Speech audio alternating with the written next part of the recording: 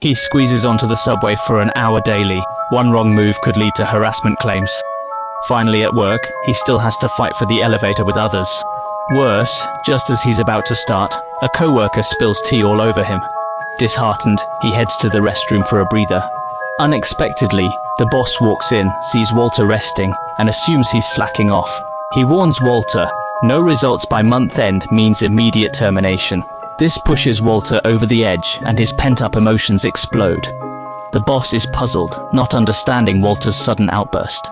At home, the landlord pesters Walter for rent. He silently wishes for peace, wishing for the landlord to vanish. Suddenly, it goes quiet outside. Walter cautiously checks and finds the landlord has indeed disappeared. Excited, he thinks he could make more people vanish if he wanted, so he immediately goes to find the landlord. He finds the landlord's landlord, but it's just one person. He immediately goes to the landlord, but it's just one person. Excited, he thinks he could make more people vanish if he wanted. This sparks a bold idea in his mind. The next day, he arrives at the crowded subway station. He closes his eyes, focuses, and the noisy station falls silent. Seeing the empty entrance, Walter smiles and strolls in confidently. He's relieved he no longer has to squeeze onto the subway. In the carriage, he relaxes and mentally starts the subway. Near work, he grabs a paper, realizing there's no boss to stop him. He swaggers into work, effortlessly opening doors with a wave. Looking at the empty office hall, Walter felt extremely comfortable. This was his ideal work environment, without boss supervision or colleague chatter. He enjoyed the quiet, working intently, but soon felt bored, unsure how to pass time. His mirror reflection mocked him, calling him foolish for isolating himself. Walter denied it, insisting this was his desired life. "Don't speak, I'm happy truly. For the first time I wrote my saddest story, people. So what will happen to you in the future?"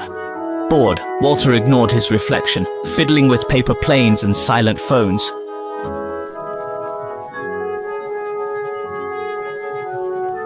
He casually wished for an earthquake. Suddenly the building shook. Startled, he asked for lightning. Thunder struck, but Walter still felt empty and decided to leave work early. The mirror suggested conjuring a puppy, but Walter disliked animals too. Then he had an intriguing thought. The only tolerable person was himself, so why not turn everyone in the world into himself? Next day, Walter concentrated at the subway. The empty station filled with people, returning him to crowded commutes. At his office, Walter tried to snag a free newspaper, but was scolded by his boss.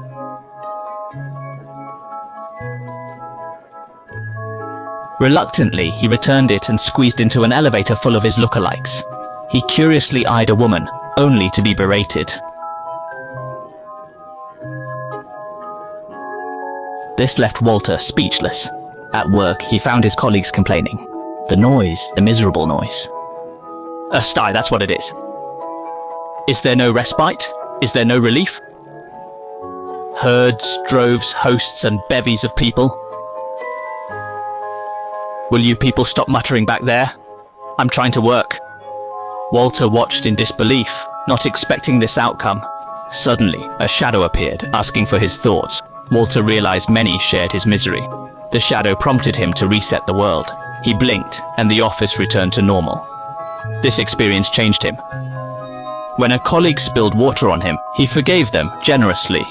He had an epiphany. Despite its flaws, the world is lovable. People have strengths, not perfection. Realizing this leads to a beautiful life.